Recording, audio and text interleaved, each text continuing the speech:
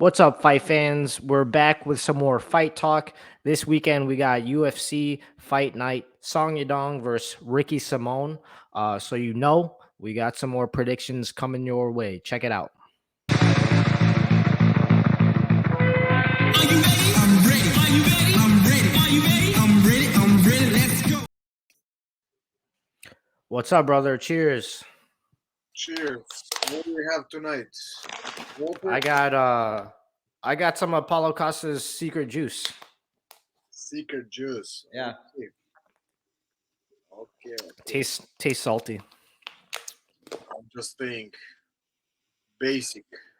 Yeah. That's What a UFC sponsored juice. Well, brother, most of the time we got a stack card. We're spoiled. This time we got a stack of dog shit, if you will. No disrespect to the fighters. I think the main event is a strong main event, especially for the 135 division. But I mean, whoever is making this fight card and matchmaking, they fell asleep at the wheel, I think. I think like it's hard. We talked about it last time. It's hard to make every weekend good fights. And this is the like. I mean, I found some interesting fights, and I think like now when we start talking after our competition, we can maybe like hype it up a little bit, but like even the previous card, it was good. I think only our family and like maybe some friends that don't like us watch, to see me shitting on our previous show, because I was like super tired. I'm a little bit better tonight, so I think we're gonna have some fun, especially like I fixed the timer, so I think it's gonna be interesting, you know. Yeah, that part is true. And you know what? Maybe I'm wrong. Maybe this fight card is actually solid. So, how about you kind of start us off? Tell us what we have to look forward to this weekend. Yeah, so basically, like you said, in main event we have Song Yadong and Ricky Simón. That's gonna be interesting one. We have Caio Borralho against Mikhail Oleksiejczuk. Rodolfo Vieira against Cody Brundage. We have Julian Erosa against Fernando Padilla, and we have Marcos Rogerio de Lima against Waldo Acosta. That's our main event. I think there's one more fight, but we decided this is main event for us, because they were changing, adding, taking away. So fuck it. For us, we decided this five, and let's have fun with it. Yeah, let's get to it. Just like before, we've got a little 10-minute timer. So between these five fights, we each have 10 minutes to kind of give you our prediction. So I'll start this time. I think last time you started, Alex. So let's get it. You could start my timer, and I'm gonna get going. Ready? Yes, sir. Let's go. All right. In the main event, we probably have the strongest fight of the night. Song Yadong, Ricky Simón.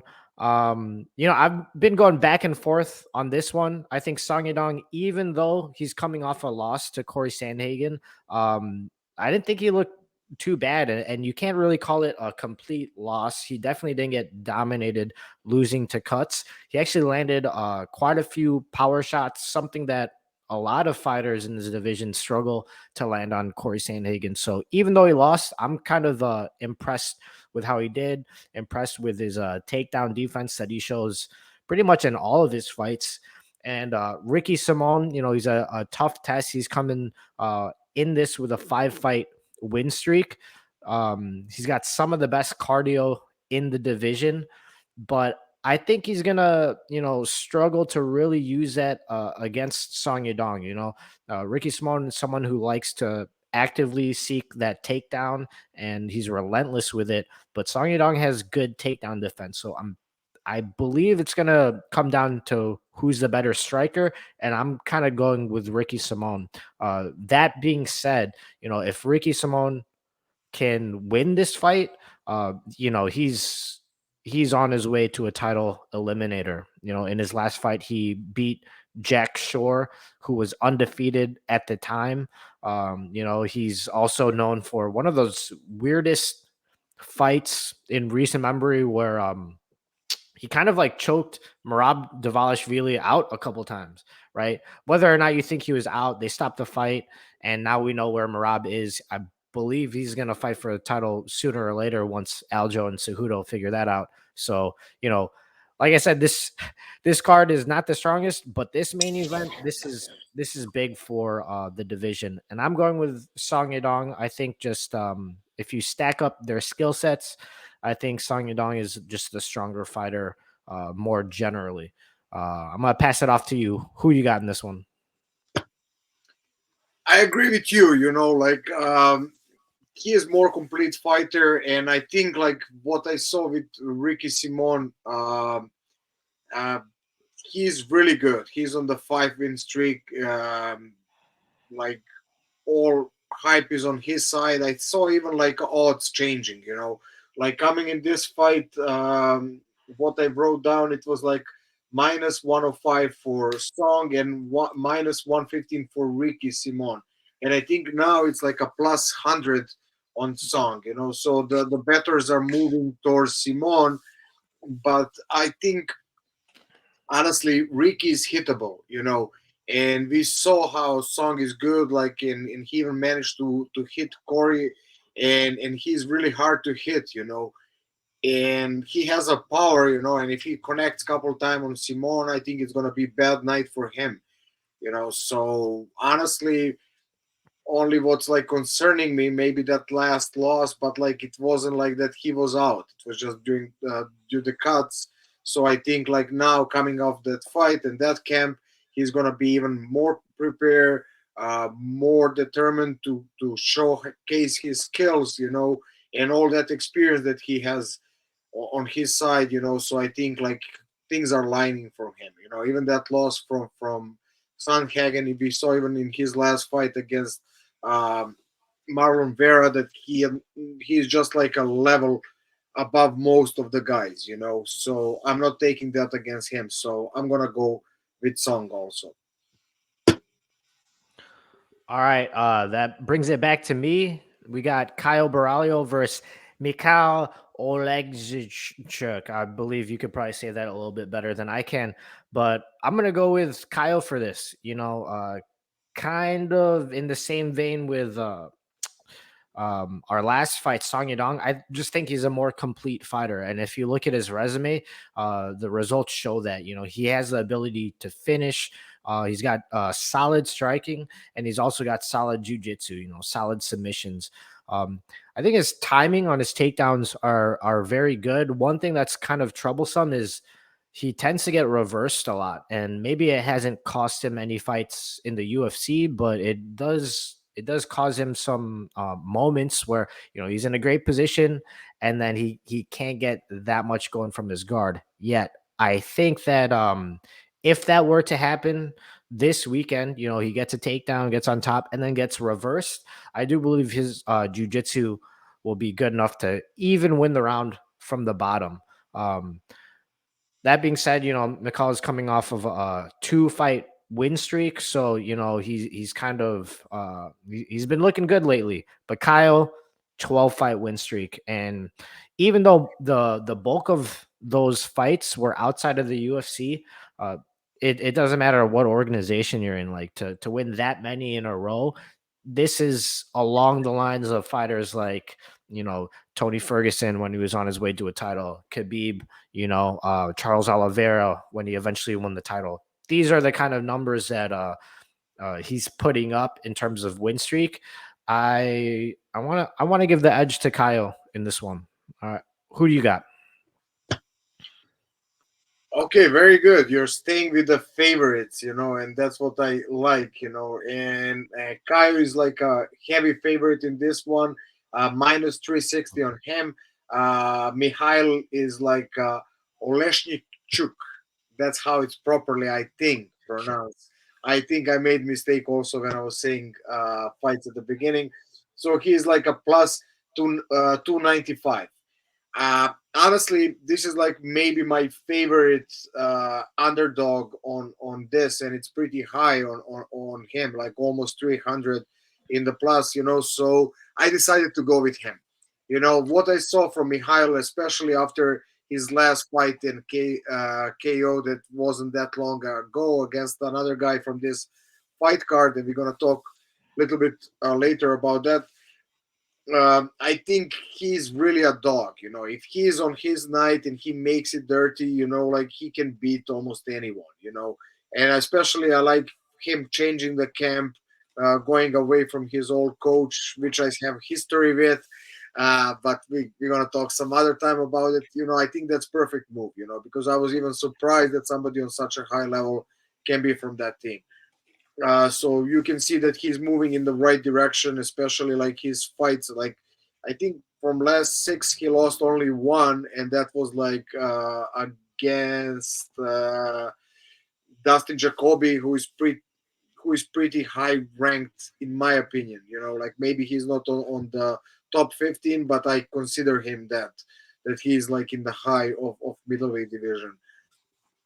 Talking about Borralho, you know, even though he's undefeated in UFC 3-0, I think nobody tested him like Mikhail well. You know, he's dirty. He goes forward. He really have unique striking style. Like, and I think it's gonna be a problem for Kyle if he takes Mikhail down. Like we saw, most of his losses are bar submission. Mhm. You know, and that's what's frightening me. But still, like on plus 300, you know how I like that. So I'm gonna go with Mikhail. All right, great points. This next one we got Rodolfo Vieira versus Cody Brundage, and to be honest, I want to pick Vieira, but there's just too many too many red flags, I think, for me to pick him in this one, and most of it is his gas tank. You know, it's kind of a big glaring weakness. I think he cuts too much for the weight class, and so far he hasn't been knocked out in professional MMA. But I think that time is coming. You can't cut that much weight and expect it to not impact your performance. I think that's why his gas tank is so kind of impressively bad. And against someone like Cody Brundage, who's a solid, high level wrestler, if your game plan is to take him down, I don't think he's going to have too much success doing that. The question is, if he does get him down to the ground, how good is Cody Brundage's defense? His jiu-jitsu is probably good enough to submit him. If he gets the takedown, I just think he's going to have a lot of trouble there. I'd like to see Rodolfo Vieira win or lose. To be honest, move up to light heavyweight. He's got world class jujitsu. I think if he has a gas tank to relentlessly use that grappling, he could do just fine at light heavyweight, which is a weight class way closer to what he was competing, in jujitsu and successful at as well. So I want to go with Vieira. I'm kind of biased towards the jujitsu guys, but when it comes to like a high level wrestler like Brundage, it's gonna be a long night or maybe a short night. We've seen him get finished when he gets so tired, and get submitted to guys that honestly he shouldn't be getting submitted to, like in a jujitsu context. I believe is Anthony Hernandez was his name. That's these are guys that in a grappling scenario he would mop the floor with, but because I think he cuts too much and his gas tank isn't there, he doesn't really have like terrible striking, but it's not world class or anywhere near that where he could kind of fall back on that as a plan B. And I don't think it's going to be a very pretty night for him if he can't get that. But so I'm going with Cody Brundage for this. Maybe a decision, maybe KO, maybe a submission. But I think he's got this one. How about you? Very interesting, like what you said, like submission. You know, like yeah, when Anthony Hernandez submitted to Rodolfo, like it was crazy. I didn't watch that fight, but I heard that and I was like, really? And then later, when I watched it on, you're like, you can see, I never saw anyone so tired after one round. You know, I Mhm. think that was like during the COVID, so we can also take that in consideration. Maybe that was something, you know. I think that was beginning of the COVID when UFC started, something like that. I'm not sure, But I think Mhm. that was the factor also maybe in that fight. But like usually what we see, like you said, even though he's a world class jiu-jitsu, even when he has the dominant positions, I can see some guys like scramble and getting up, and he's trying to take the back, and he's not managing. Like maybe it's that he's gas tank. Also, I think maybe it's that he just didn't connect his jiu-jitsu really good with MMA. Like he's Mhm. not using the strikes at the ground really good. Combining and then taking the position. Uh, so there is a many factors. So I don't think he's like one of the guys who perfectly transitioned from jiu-jitsu and high level jiu-jitsu to MMA. But like talking about his striking, like you said, like it looks bad, even though I like really his jab. He's really using good jab. Like he have a heavy hands. He's really sticking good. But like every time when he's in defense, like he's just like covering up, he's moving back, he's getting lost, I think, in some moments, and you see he's not comfortable. He's not even connecting good like that, like jab with maybe two or something else to add. He has just that jab and that's it. Also, his wrestling, it's not that great, for only where he's good, like he's good against the cage, like when he really use his power, because he's super powerful guy, and when he managed to pick up the opponents and put them down. So that's why also I was going between two of them, and I just went like, I guess like you don't have a heart. You didn't decide to go with jiu-jitsu guy. I think that really made a decision, and I moved to Rodolfo, even though like what we see from Brundage, like I really like that elbow, step in elbow that he's using, Mhm.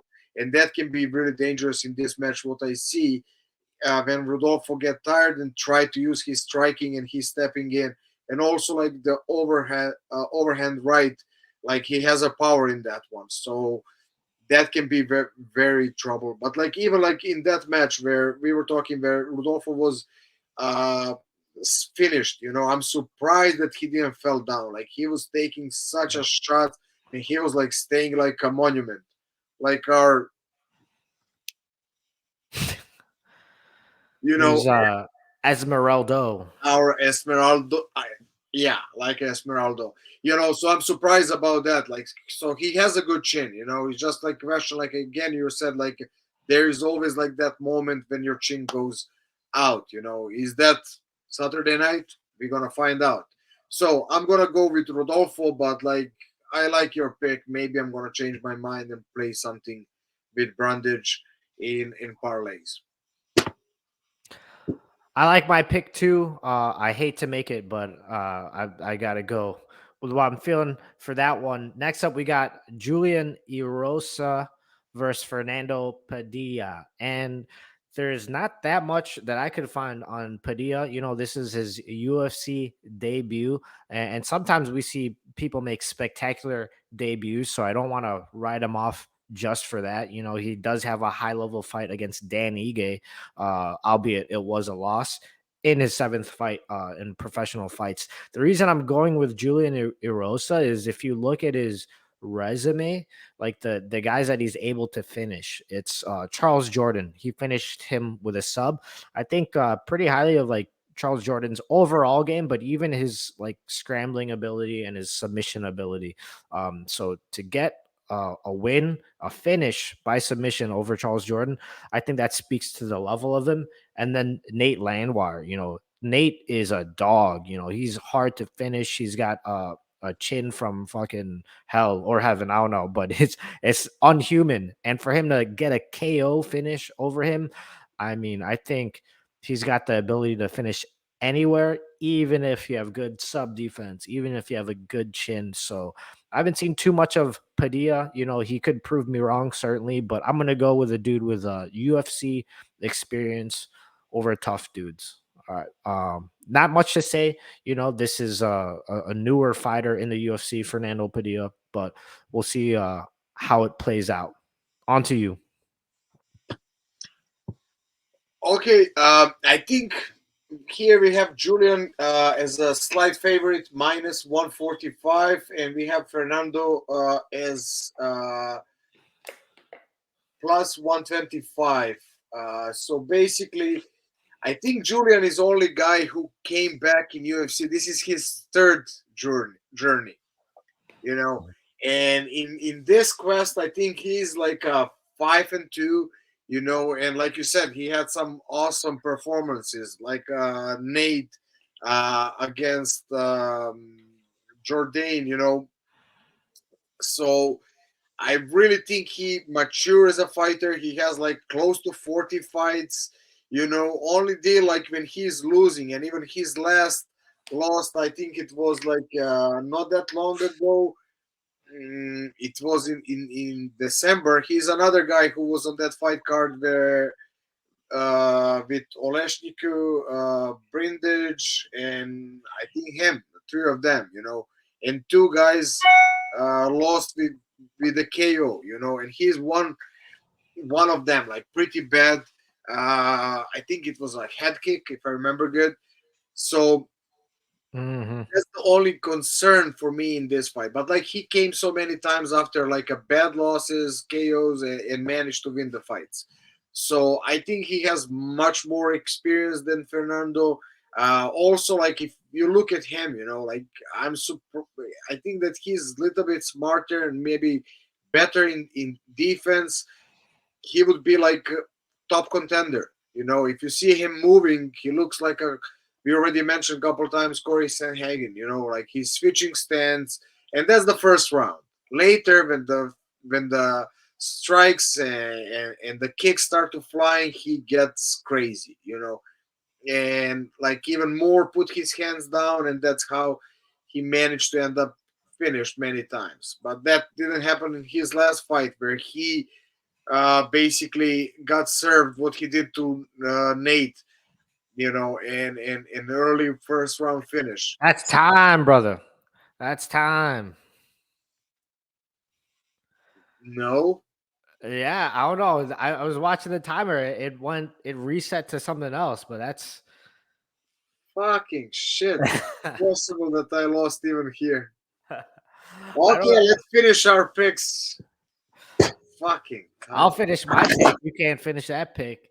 So, That's time. so But wait, I didn't get to choose this one. no, no, no, that's it. Okay, okay, okay. Let But me, so watch. I'm gonna give my pick right away. Let me see that time for a little bit.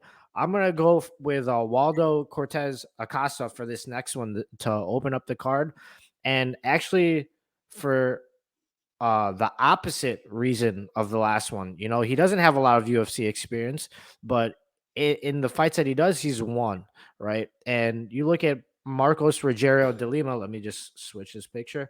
He's got plenty of UFC experience in two different divisions, light heavyweight, heavyweight. So you kind of know where he's at. He's coming off of a win, but I'm I'm not as impressed right now winning against Andre Arlovsky. You know, no disrespect to Andre Arlovsky. I just don't think he's anywhere near his prime right now. So I kind of take that with a grain of salt. I'm going with Waldo Cortez. I think he's, you know, on a hot streak, 8 fight win streak. Marcos Rogero de Lima, we kind of know where he is. Also, fun fact, you were talking about Julian Erosa, you know, he got finished 4 months ago. So did Cody Brundage. So that's something that I'm kind of worried about against Vieira. But it would also be kind of cool to see Vieira get a knockout. But back to this first fight, I'm picking Waldo Cortez just because I think he's got a higher ceiling, a higher limit than Marcos Rogero de Lima. So hopefully I didn't run out of time and you got my pick in. never mind. Anyway, you have all the time in the world. Okay, guys, I'm going opposite on this one, even though it doesn't count in the final score for the next week. I just think like Marcus Lima looked awesome in his last fight. Like he finished under Arlovsky like really, really fast. You know, he has all the experience. He has that power. You know, uh, in his hands, in the kicks. Valdo is like more relying on his boxing and the takedowns. Even though Marcos was like in some moments easy takedown, I think he will be good enough not to get taken down. I think he will press Acosta forward with the powerful shots, powerful kicks, and I think he's gonna get a finish. But I think this can be a really interesting one, because the first time what Acosta had so far in UFC, he had like fights against who? Let me see. Now I can take my time. I think he had against Chase Sherman and Jared Bandera, like two guys that's like I think they're are they in UFC still? I don't know, but like and he didn't manage to finish them. Here he has a guy who is going for the finish. And let's see now how he's gonna deal with like higher competition. So that's my pick, even though it doesn't count. But let me ask you, my previous one, does it count because I said who I'm picking? Time was still running, but I didn't finish my whole conclusion. Did you say that? Who did you pick for that one? Did I say? Maybe I didn't. We Okay, got to run the tape back. we're I gonna don't know if you did. Okay, never mind. If I didn't say, it doesn't count. If I said it, then it counts. All right. Well, let's actually take a look back at the main card. We actually have a lot of disagreements on this one, only kind of choosing two of the same. Looks like you got Julian Erosa. Yeah. Can we count that for me? Uh, Can you give me a pass this time? I don't I see think so because we at least started talking about that fight. All right, but definitely not on the main last card one, no. opener. Last one, no. But like, Yeah, give me a pass this time. I didn't check the timer good enough. that's fair. That's fair. All right. Well, so we Again, agree. another win for you. It's 7-2 now. I don't know how I'm gonna make that, especially now. Yeah, it would have to be with the co-main event and our boy Hidalgo, who, to be honest, I hope wins. That'd be cool, but he's got an uphill battle right now, and the Yes. battle is the fucking cardio. But let's see. I believe you got our picks down. Yeah, you did. So this looks like my picks. Yeah. So nice. That's a Nice family ticket. yeah. I'd say that's like a month of McDonald's, man. Yeah, I think this is your best one. You're surprising me week to week. You're like going up and up. Yeah, I mean, I think it saved me. You're talking a little bit about the betting odds changing a bit for Song Yadong, so must have caught it on a good day because I know they were quite a bit even, like you said. Yeah, but I think you got Cody Brundage that's good, like he's almost plus 200, I'm and kind you of got Costa that's plus 160. So that makes that's really nice. interesting.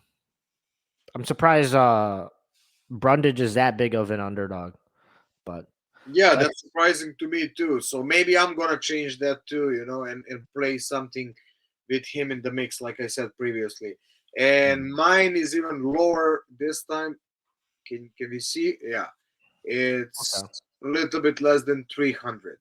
So we're good. Whoever wins, it will be nice. Talking about Yeah. that, like I think go further. Yeah, we have this. You see, I even changed to Sergey Pavlovich. I didn't go too much. I went 45. Nice, like doubling the money. I went under 2.5. Tavares against Bruno Silva. That was pretty good one on 100, 205. What else we have from the last week? We have also, what's this? I cannot see. Ricky Glenn, under 2.5 on 71, 160. And this is what I wanted to talk about, guys. So basically, here on $1, I get 52, but I put fucking Rani Yaya, big underdog. I don't even know why I put him. I'm gonna start avoiding that in these parlays that I play. Uh, he was like plus 400, something like that. And I played that for $1, and I play like a regular parlay. This is round robin where I can miss one. I got like a $50 on $1, and I think one was no contest, so didn't Mhm. count. So basically, here you see what go further. Sorry,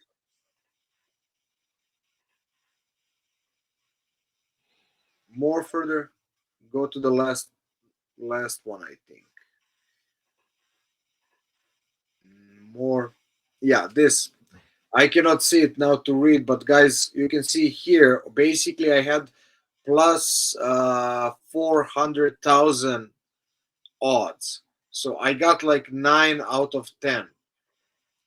I miss only Rani. I think the total was like, okay, we're not gonna count no contest. Mhm. That that was like a finish. That wasn't a head. That was an elbow. What was meant to be. I would get like on $2 around 5,000. That being no contest, I think I was like around three something. Only one match. I think it's like the biggest you've ever stood to win. If it wasn't for Yaya. Yeah, and unfortunately, it was like what was like I think fourth or fifth fight. So I couldn't even defend. I didn't know how if he was later on the card, I would for sure cash it in. I would like go and play on the other guy. And or maybe I would even pull the money back. But unfortunately, it was right in the middle, so I didn't know how the rest is gonna play. So it is how it is. But like closest to the big money, on super small investment, Yeah, I mean, we didn't make picks for those prelims. Otherwise, I'm sure my picks would have helped you out, brother. Because my picks win. Yeah, I mean, like you see the scoreboard, like Uh, you're kicking my ass, So all the McDonald's you want, brother. I see that. I mean, I guess I have to stay with live betting, but like I decided now I'm gonna do a little bit more parlays, a little bit more systems, especially what happened last weekend. I didn't do that in a long time. Now I started again, like just like trying to play around. That's why I'm playing with $1 here and there, until I see like maybe like what's the best amount of the matches that I can put maybe a few bucks more. I mean, I'm only putting like $10 on our picks just to make it fun for the show, but like that was more or less only parlays that I do. Usually I do just the live betting, and that's where I Uh, make money. some over unders. I feel like you're really good at those too. Yeah, yeah. I mean, I'm missing here and there, but like always, like how I'm making money, I'm waiting for the next one that I think it's gonna be, and then I'm doubling money. And Mhm. then I'm doubling. That's how like, and more or less, I don't want to explain this to my mom, because like last time we had only I think 30 people watching that. When we get like a bigger following, I'm gonna start explaining like things about betting and that. So far now, I just want to enjoy our talk and breaking down the fights. And later when we start getting more questions, more this, more that, I'm then gonna start more explaining that gambling aspect or betting aspect. Call it however you want. Yeah, man. Like I think that's very valuable for people who are interested in gambling or making these bets. Save that for a big pay per view, not one of these cards. Yeah, I agree with that. So wait, let me not forget. What do you think, guys, about this? Look, this shirt. Fucking, I'm so bad with the camera. Serbian Oh, jiu-jitsu and the ice cream. I love that. Where'd you get that? Shout out to Darko from New York. He sent it to me. Oh, You nice. remember Darko? Yeah, yeah. Yeah, he The made it. That's fucking his ankle design. lock machine. Yeah, I don't know. And talking about ice cream, we have a Kron Gracie, I think, next week coming back to the action. Yeah. You know, See, so that's a jujitsu star I will pick. I you forgot really who he's gonna pick even him fighting, after? but I'll You're pick gonna him. pick him up after that long break, and who knows what he was doing? Yes, I will. Cause he showed he's got balls on him after that Cub Swanson fight. Like, I don't know how he didn't go down, how he kept walking forward, you know. Yeah, let's see. Let's see. That that's a good point. Darko, hook me up with one of those shirts. Okay, Darko, you heard, and I want to hear the explanation if he can explain down in the comments, like why the fuck ice cream and and with these colors, like where the fuck it is. Yeah, Yeah, I don't know. We'll have to hear about it. yeah. I need the explanation, brother.